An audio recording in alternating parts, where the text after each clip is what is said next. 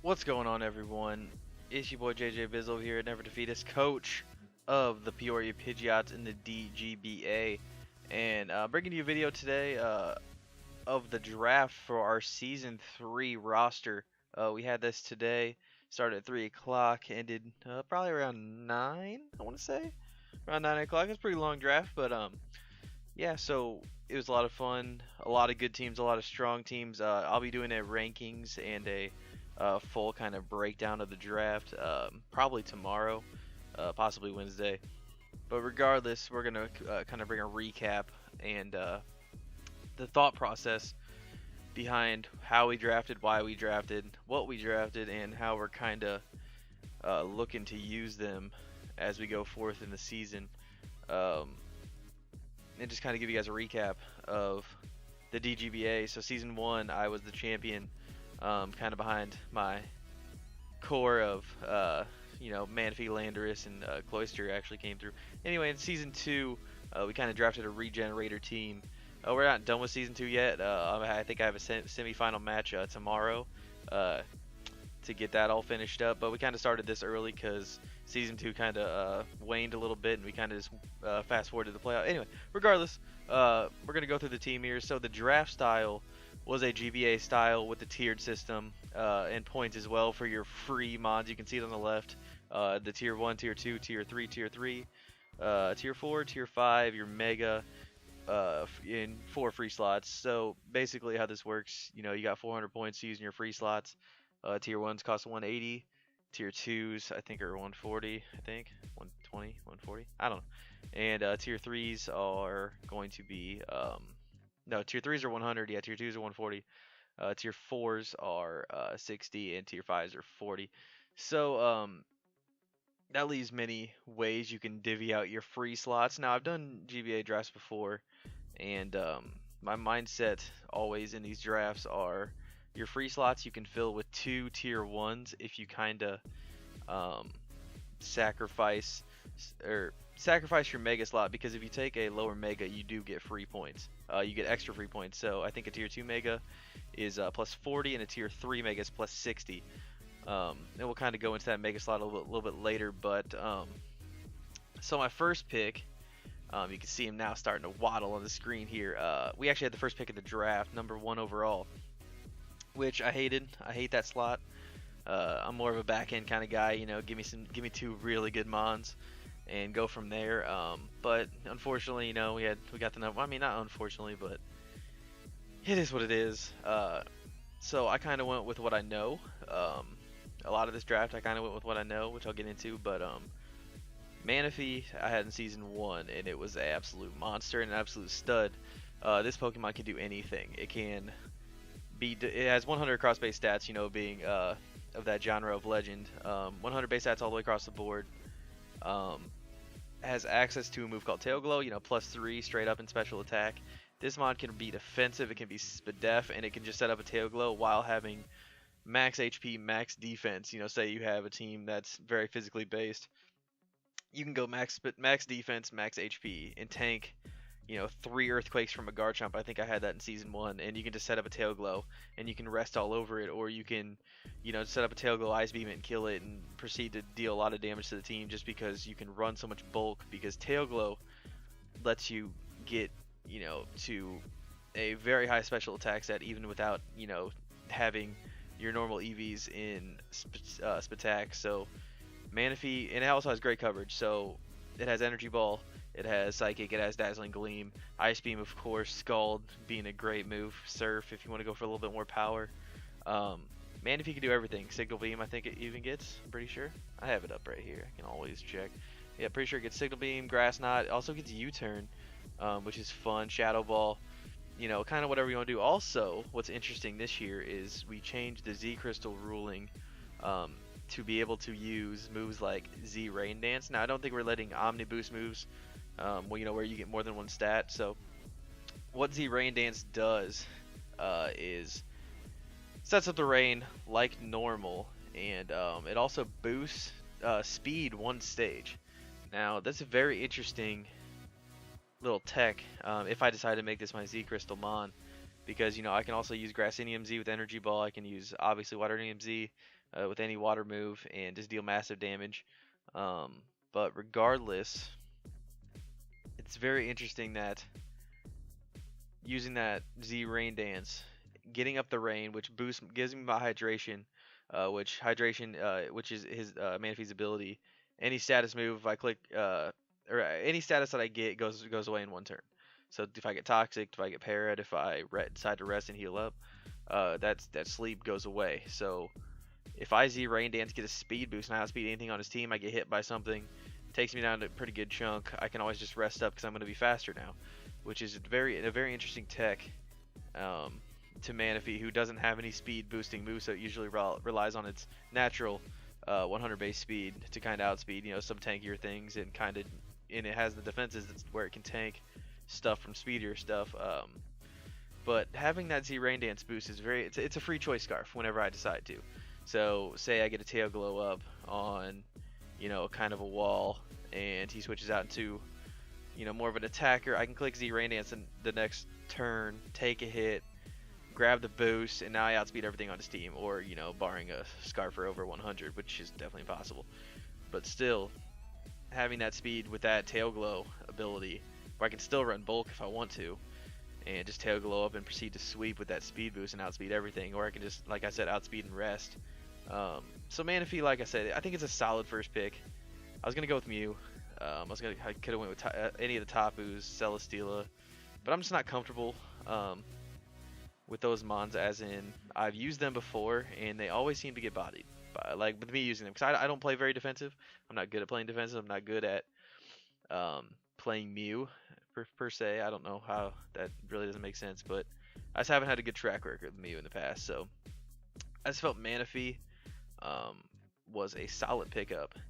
And it's actually interesting because I had an idea for a kind of a semi-rain team going in and on the way back, because like I said, I was first pick, so I had the back end, so there's a lot of picks coming before me coming back.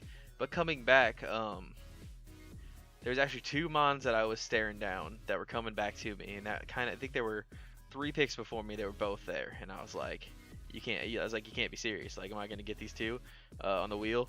And it was Goodra in tier 2 and another tier 1 Tornadus T. Now, Goodra is a fat piece of lard, doesn't die ever, and I think it does pretty good in the rain. So I was like, hey, and there you go, and also them hurricanes from Tornadus T, and also the speed. And I've used Tornadus T a lot in the past, and I wanted to try Goodra out, and I was like, okay, if I get these two, like, I'm like, great start. Tornadus was taking that third pick that third pick coming back to me, and I was like, okay, that's fine. I was like, there's a lot of good mons there. I can grab kind of anything I want still, I was like, definitely getting Goodra though. Goodra was the next pick, and I was like, come on. But I don't really go into these things with a plan. I just kind of eyeball some mons, and if they fall to me, they fall to me. If they don't, they don't. But second pick, I decided to dip down to tier 2, and I grabbed the monster that is my boy Knot. Now, Tangrowth is one of my favorite competitive mons to use. It gets Regenerator, it doesn't die, it can just switch out and heal. Its defense is sky high, it can hold an Assault Vest, and you can hit it with Ice Beams and it just eats them. It opens its mouth that doesn't exist and eats them. This thing can be offensive, this thing can stall, this thing can toxic you, it can seed, it can sleep powder you, it can set up a little bit, it can click Earthquake, knockoff, Sludge Bomb, it can Sludge Bomb, Giga, Power Whip. It's just a very diverse grass type with a defense stat that doesn't need to be touched, and it's still, the bulk is unreal without even having to touch it. What's its base defense? I have it up here. I have all the mons I drafted up here on my tablet. So its base defense is 125, and its attack is 100, and its attack is 110. So think about those offenses, even without even boosting them. You can throw it all into Spadef, run an AV, run Giga Drain, Knockoff, Sludge Bomb, HP Fire, like for a Scizor if I'm playing a Scizor or something like that. And this thing can absolutely just tank hits. And like I said, it can tank a hit something hard, and get out because it has Regenerator. It is just a mon that can come to any battle and adapt to any battle and any team. it can beat it's not beat by much, and what it is beat by, strong fire types, super strong ice types, some steel types that maybe it can't hit for some reason that it's a little bulkier. I have switches for, and I think I kind of built pretty well to those types that kind of wall Tangrowth. But like I said, Tangrowth doesn't get walled by much. It's an absolute monster, and I absolutely love it. Um, so next on the list is a controversial pick for me. I kind of reached, I think, for it a little bit, but I knew it wasn't going to be there on the way back, just because of the way the draft was going. But I dipped into tier 3. So, and this kind of goes into my draft strategy, which I'll talk about here in a second, but I picked Crocodile in tier 3. Talk about Crocodile after I talk about the draft strategy, but so my draft strategy for all GBA style drafts is to wait on Mega, because I think tier 2 Megas are very underrated. I think in this there was Aerodactyl and there was just a bunch of stuff that was strong, but my target was Mega Ampharos. I've used Mega Ampharos, my boy Fabio. I've used Fabio in a lot of GBAs. I've won GBAs with Fabio. He's super strong. Ampharos can do so many things. That Dragon Electric, great typing. Not a lot of speed, but it hits so hard and can be defensive. It can it's just a super strong Mega, and you save points with that, which allow you in your free spaces to go with 2 tier 1s. So I knew I was going to do that, and and then everybody started drafting their tier 1s already, which is to be expected. They're tier 1s. You want to get them early. So I was like, hey, let me go get a top tier 3 mod. Let me go snag one real fast so I can kind of bolster my tier 3, so I can get what I want in tier 3, and I can wait on Mega, obviously, and wait on those tier 1s that I can get a little bit later that everybody else is not touching, because that's their free spaces. They kind of want to fill up theirs as well. But I was in the front, so I could kind of, snag my tier 3 early. So I decided on Crocodile because it hits like a truck. Knockoffs, earthquakes, it has Moxie, so I can run Scarf Crook and proceed to sweep teams in the back end just because Moxie gives me a boost, and it's unstoppable sometimes. You can run Band, you can run defensive with Intimidate, defensive rocks, anything really. This mon is a jack of all trades when it comes to hitting hard or being defensive as well and tanking hits. And there's not a lot can switch into a dark and ground combination, especially because, I mean, everybody knows Earthquake, Stone Edge go together, and it can learn Stone Edge as well. I think it can learn some craziness, Outrage, but I'm not probably going to run that. That'd be extremely situational.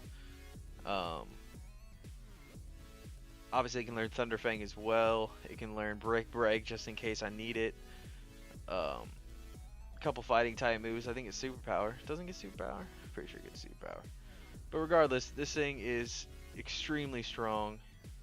It's one of my favorite mons to use.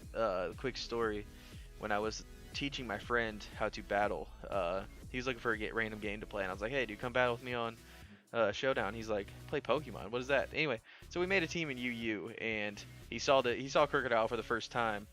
And he's like, dude, gotta have that on the squad. And he's never took it off any of his teams. So I went in training with him and kind of in the lab, grinding out battles and kind of learning with each other. We use Crocodile on every single team, so I'm very familiar with this mon. I know what it can tank. I know what it can dish. And like I said, Moxie and Intimidate are 2 fantastic abilities that you can run at any time and just deal all sorts of damage, or, like I said, be a little tanky. So I think Crocodile was a solid tier 3 pick, and I think I got him at a good time just because I knew he wasn't going to be there on the way back. Crocodile is a very popular mon in draft formats just because of its versatility and how hard it hits. So let's move on to my next pick, which was on the way back. So a lot of picks came through, and you guys can see this mon doesn't have a standing GIF yet from the games, which I couldn't find it. I'm sure it's out there, but I found this one and it was really cool. Shout out to a random website I got it from. Anyway, so Silvally fell to me on the way back. I don't know if it exactly fell to me or nobody took it, but so I was looking at the draft and the way the draft was flowing, and people were grabbing their tier 2s or tier 3s. A lot of megas went early. The high tier megas like Charizard X, Venusaur, those boys, the big boys, which is to be expected. They're great Pokemon, but that's not my style. If I can wait on Mega, I'm gonna wait on Mega unless something falls in my lap. So that was my plan. and I saw an opportunity to fill my tier 3 here and get Savali. Now season 1 I used Savali to, I think, to a very high level. It can be any type, and that is insane in a draft format. So any team where I see a hole, which I can already tell you right now, my team has a fighting weakness, which I was just looking it over, and I have a little bit of a fighting weakness. Like my best resistance is Levani, which is a joke.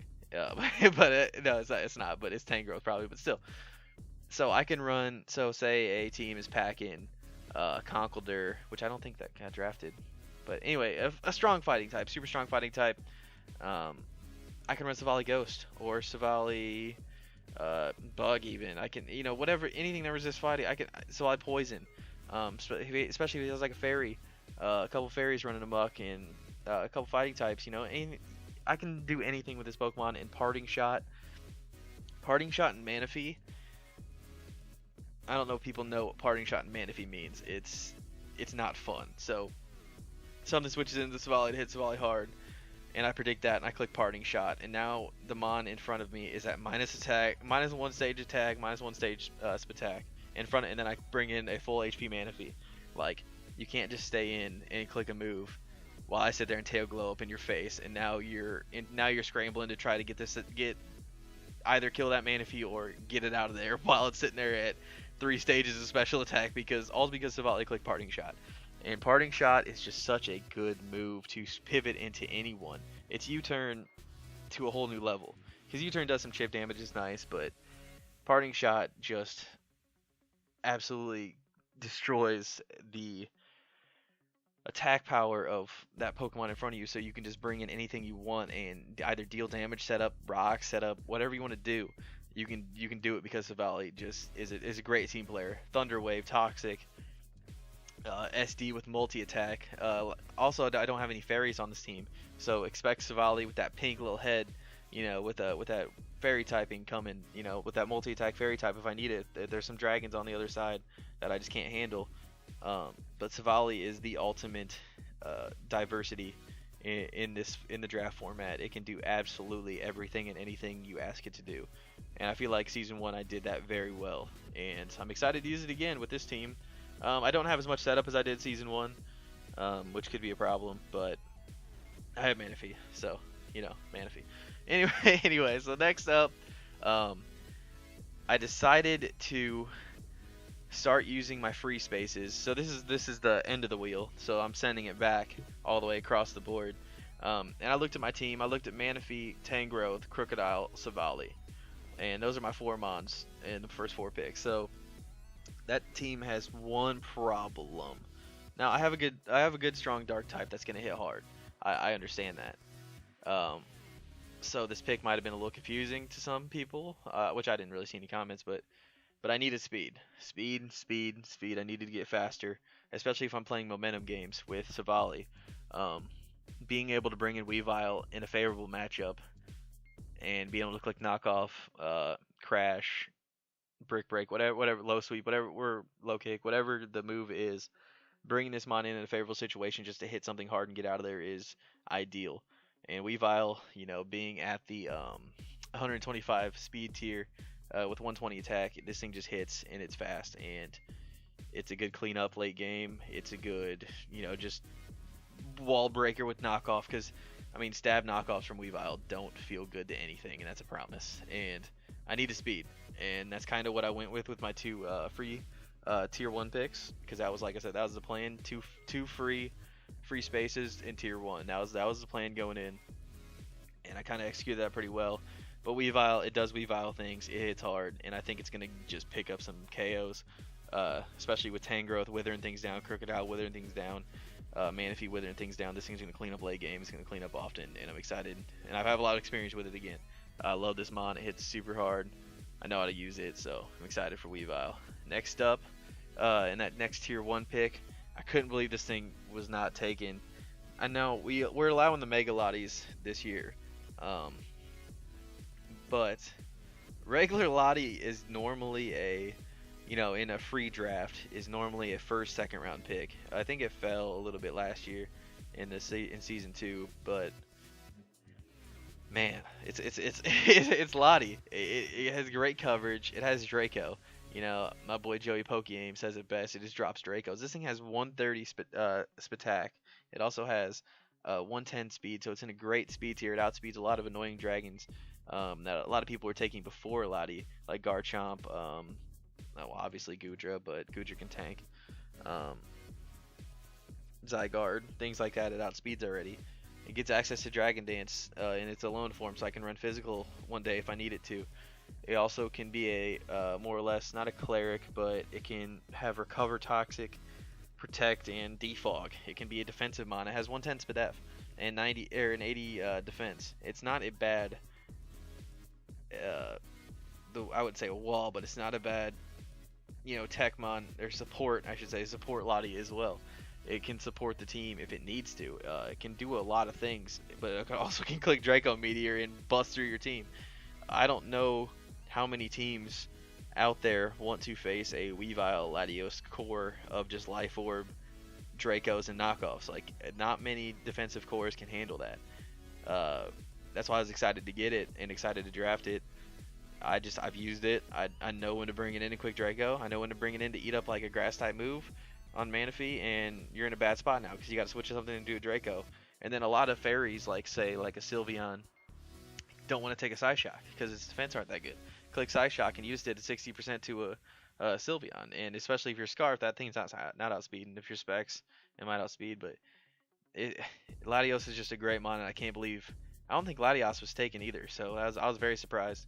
But I guess with the point system and how it is, at maximum you can draft 3 tier 1s, which I did. I think with the points that's how it works. And there's a lot of good tier 1s left behind, but which they might get picked up in the future, but yeah, Latios is here and I'm extremely excited to have it on the squad. It's a strong psychic type, which I needed. I didn't have a dragon at the time, which I needed. Well, I think it's my only dragon, isn't it? Well, Savali dragon, but yeah, it's my only dragon, and it wasn't going to be my only dragon with Mega Fabio, my boy coming to play Ampharos, but all right, I just love the mon, I love the pick, and my next mon. So the way the draft was going, people were kind of dipping into their free slots a little bit, taking some tier 1s, some tier 2s. So when it came up to me, this because Latios is my first pick of the wheel. And so sending it back, I was like, hey, I'm in before. I think there was a couple tier 4s taken, but I was like, hey, grab that tier 4 that I kind of want. So I decided to go with Rotom. Now, this pick, I could have went with like a Virizion, which looking back at it, that fighting type would have been nice. Yeah, would have been real nice. But I mean, regardless, Rotom does some things that I needed. I needed electric type. I needed more offensive grass type. Also, this thing is levitates off the ground, which is fantastic. It can trick. It can willow. It can be a little more defensive. It can pain split. And obviously it can quick leaf storm. And it can. My favorite is to just kind of either scarf it or spec it. Get it into favorable situations and just blow through things. Not many things can take a Specs Leaf Storm. This thing's super strong. Obviously, it's a little more situational than I'd like, but it can do things, and I think it can do great things on this team. And like I said, I needed that electric type. Being so low, or we're kind of waning towards the end of the draft. I don't have too many points left to spend on anything great, so I think tier 4 Rotom is a solid thing I can bring. Not every match, because in some matches, you may see some tough situations for it, but what stops electric? It's going to be ground, and that leaf storm, can hit pretty hard. So, and that brings me in. Actually, I should probably pause real quick and kind of go over the team real fast with you guys. So Manaphy, Tangrowth, Crook, Savali, Weavile, Latios, and Rotom. So I kind of looked at the squad, and I was like, I got like one wall. I got Tangrowth. It's not even like that great of a wall. I have a kind of a little bit of an ice weakness with Latios, Crook, and Tangrowth. Obviously, Savali can cover those weaknesses pretty well, with being any type it kind of wants to be. So I was like, hey, next pick, let's grab a little bit more of a special tank. Also, I was like, hey, let's grab a little quirky one. And I had my eye on this mon for a while. And that's my second favorite Pokemon that actually exists, and that's Lantern. Um, so this little beautiful dolphin-looking fish, balls on its I don't know. Anyway, so this mon is special to me. When I first started playing Pokemon competitively was in Generation 5 when weather was absolutely running amok and every team had weather. Um, and I kind of played on the ladder for a little bit and everybody was using rain. It was rain, rain, rain, rain, rain, rain, rain, rain everywhere. And I was like, that's boring. I was like, why does everybody use the same, Politoed, Kingdra, Thundurus, Core, Ferrothorn, things like that. So I was like, nah. I was like, I'm gonna go against the grain a little bit because that's kind of what I do. And I went with Sand. And so I started, with my Sand team, Tyranitar, obviously, Excadrill. Well, Excadrill got banned, so I went with Sand Slash.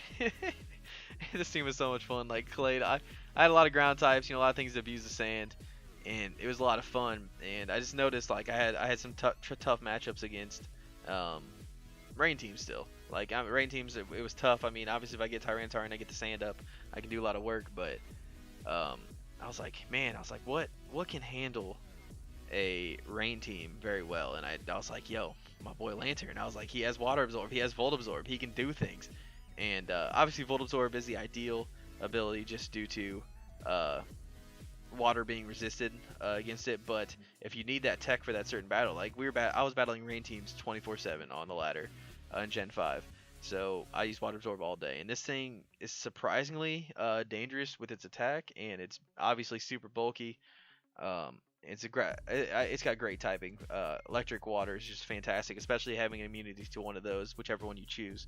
It has 125 base HP, so this thing can live 76 Spadef and 76 Attack, which aren't great, but its diversity in what it can tank in hits, and also being able to Volt Switch around freely. It doesn't have the best recovery, it only has rest, which is okay. I mean, I don't have much recovery on this team per se, but it can do some things, and I can see it definitely coming to a battle. I know somebody already has a rain team, so yeah, you best believe Lantern's probably coming against that rain team. But Lantern can do some things, and I'm excited to have it just because I have a special wall now, and I have a special wall that can Toxic something or Volt Switch out after coming in on a big hit and tanking it. It can Volt Switch out and give me momentum, because I think this team is going to be all about getting in favorable spots with strong mons and dealing a lot of damage quickly, which is like how I like to play. I don't know if anybody's watched my matches, but that's definitely how I like to play. So go into my next pick. That was my tier 5 pick, by the way. So I have 2 free slots left and my mega slot left. So I knew one free slot was gonna be Leavanny, and I knew I needed a tier 5 free spot to have my points work out in the end. So Leavanny I used last year, and I brought it a few times. I know there was one match where I think I 5-0'd someone after putting webs up, and my team was just super strong, and I just blew through everything. And then another match, I think I lost the match, but regardless, Leavanny picked up 2 kills and set up webs. I love Bug Grass as a type and as a kind of an attack coverage. It's just fun, and this thing gets Swords Dance, and it's just a fun it's just a fun mon to use. I enjoy it. I love using it. Sticky webs are obviously fun because I don't have to run, say, Timid Weavile. There's a Jolly. I think it's Timid. I don't know. It's too late at night for me. I don't have to run plus speed nature on Latios, plus speed nature on Weavile, plus speed nature on, say, Crocodile. I can kind of run stronger sets like Choice Band Weavile, Specs Latios. I don't have to run as much speed on Manaphy. I can give it a little more bulk if I have the webs up. So sticky webs for certain matches where a team relies on a lot on its speed to kind of move around. It doesn't have a very reliable defogger or spinner. I definitely wanted to go with to have webs just in the back. Like, I mean, you're not gonna bring Leavanny every match. It's not the strongest mon. It doesn't have great base stats. We all know that. It's Leavanny, but what it does, it has pretty good base stats. That's 500 base stats. Decent speed 92, and its attack is 103. So this mon can do some damage. I'm telling you, don't sleep on Leavanny. It can do some things. X is your Leaf Blade Swords Dance. I mean, what else do you need to know?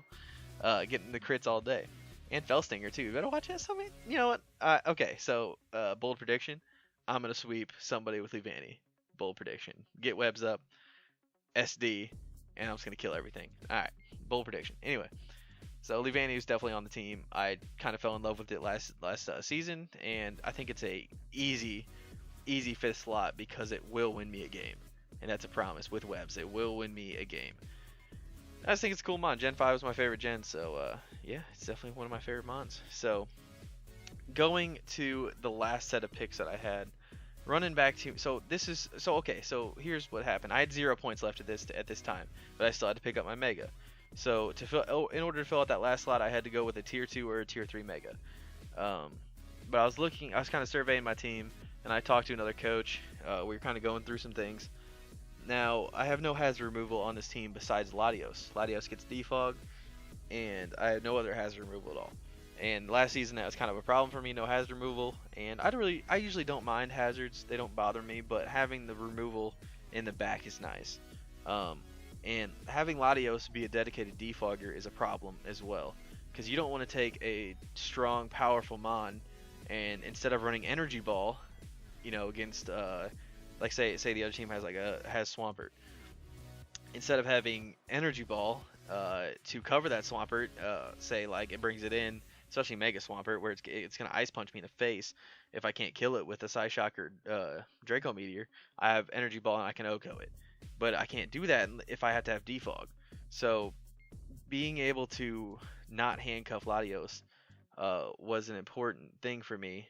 But the only defogger left that I have used before and I know is a good, solid Pokemon with coverage and with defenses, with everything, was Skuntank. So Skuntank has fun dark poison typing's interesting. It can do some things against fairies. It can do some things just attacking in general. It learns Fire Blast and Fire or Flamethrower, so it can surprise some Steel types. Also, obviously, like I said, it gets Defog, which is huge for me. Obviously, it gets both stabs, gets Sucker Punch as well, and obviously Explosion, which is fun. But this mon was basically I wouldn't say a kind of a reach. It was a little bit of a reach just because I needed Defog. And with this pick, I feel like it freed up Latios to where I can bring Skuntank in the back, and now I can just go all out with Latios on a team, especially if it has a great matchup. Also gets Roar as well, so I can use this as a phaser. It can do a lot, and also has Aftermath, which Aftermath can definitely pick up some kills. It also gets Play Rough, which is really cool. I did not know that. Learning things about Skuntank every day. Poison Jab obviously is fun, and its shiny sprite is red, and I like that a lot. Anyway, this thing was taken just because I needed to clear up that defogger, and having a poison type is nice, especially if somebody tries stacking some toxic spikes. But having a poison type, getting a defogger, Skuntank is here. I like it. It's a cool mon. it's definitely interesting. But this caused a problem with my team because this was a tier 4, so it's 60 points. And in order to free up 60 points, you had to take the worst tier of Mega in tier 3. Luckily for me, so I couldn't take Fabio. So Fabio is out of the question, Ampharos. So it's either going to be Ampharos and Muck as my poison type, or it was going to be my Mega that I have now and Skuntank. Obviously you can see it on the screen. But after much brain fighting within my head, I was like, just get the defogger. I was like, play it smart, grab the defogger. And because obviously I'm going to get wrecked by non-zero in his video talking about all the teams that I don't have a defogger, so I'm going to be ranked like 14th out of 12 teams. That makes a lot of sense, right? There's 12 teams, so he'd rank me 14th. But just he's like, oh, I have defogger, I'll wreck you. And, which is true, he's right. Not having defogger last year was bad because I had a lot of things weak to rocks, everything was weak to rocks on my team. I think I had Volcanion, Tornado. I had said so many things weak to rocks. But this year I don't. But still, I wanted to grab those defoggers. So my my only mega in the last tier is Mega Steelix. This monster. I can't believe it's tier 3. Well, I can believe it's tier 3. It's limited, especially as a mega and what it can do.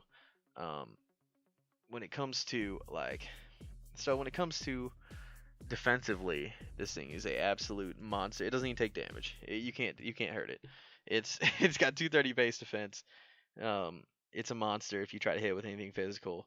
So it's a great switch into a lot of mons. Good check to a lot of mons if I bring it. It's also got good typing as far as offensively. Steel is good, great for fairies now. With fairy, everybody's running a steel, fairy, dragon core. This thing kind of does great against that core just because I can earthquake steel types being part ground. I can heavy slam fairy types, and then dragons, I resist dragon, and I can just heavy slam it back. Obviously, they can hit me for super effective with a lot of things too, but Steelix is just it's a fun mega that I wouldn't say I'd never used it. I've used it competitively before. And it's got a great design. It's just a wonderful design. Game Freak did a great job on Steelix. But I like the selection. I don't love it. Thinking back on, actually, no, I like it a lot. I like it a lot. So what I'm thinking with Steelix, it's gonna be a switch in tank, and then let me get my, so say if there's a physical mon just kind of, in a great situation against, say there's a fighting type that's in against my Weavile, and I can't do much to it. Even if it's a fighting type, I can go into Steelix. I can tank maybe 2 hits depending on the move. Obviously, if it's close combat, I don't think I can tank 2. Depending on my investments, 614 max defense, so it's pretty bulky. But regardless, what I'm saying is I can bring it in. I can tank some hits. I can set up rocks. I can die, and then I can get into a favorable situation. Even if it's just that kind of pivot as my mega, it stinks that's my mega being more of a pivot. But this thing can also sweep teams. I'm telling you, it's got good attack. It's got 125 base attack, so it's going to deal some damage too. Look out for Mega Steelix being a hidden gem on the team that I'm kind of sleeping on, because I think I'm even underestimating it. That's just probably because I haven't used it that much. But I definitely like the pick. I like the team construct. I needed a steel type for dragons. This team needed a steel type because I was looking at it and I'm like, man, I'm gonna have to run Savali Steel every single match. But I think having Steelix was a good find in the late rounds. I think it's a good tier 3 that allowed me to get Weavile and Latios and Skunk Tank in my free slots. So, sacrificing a little power in the mega slots gave me 2 tier 1 mons that are just fantastic. I might make some movements later in free agency. We'll see. I noticed that my team doesn't have a fire type, which, I don't think I ran a fire type. Well, I ran Volcanion. I don't think I ran a fire type in the first generation or the first season. I'm trying to think back to the team. I don't even remember. But I don't think fire type is always necessary. But anyway, this is the squad. I enjoy the squad. I think it has good synergy, it has good balance, it has good movement between a couple U-turners here. A couple volt switchers there, also parting shots of volley. I think it's just gonna wreck through people. Another bold statement: I'm bringing Savali every single match. Just watch out for it. Another bold statement that's gonna happen, just because I'm addicted to that mon and using it. But yeah, guys, I'm gonna get out of here. It was a fun draft today, everybody, and look out for a full recap. It'll be a lot shorter. I won't blabber on and on about every mon like I did in this. When I go over everybody's teams, but I'll kind of give my own power rankings after I look everything over and kind of reread into everything. But yeah, the draft was awesome, guys, and I think we're gonna have a better season this year than we had last year, just due to I think we have some better guys in here. We're kind of flying by the seat of our pants last year, but yeah, I'm gonna get out. Oh yeah, shout out to my boy Haz for making my logo that's in the back. My Mega Pidgeot is back there. He's shining on him. I dig the logo, dig the wings and the shield. It's fantastic. So shout out to Haz, even though we should ban him. But regardless, I'm gonna get out of here, boys, and thanks for coming. Bye.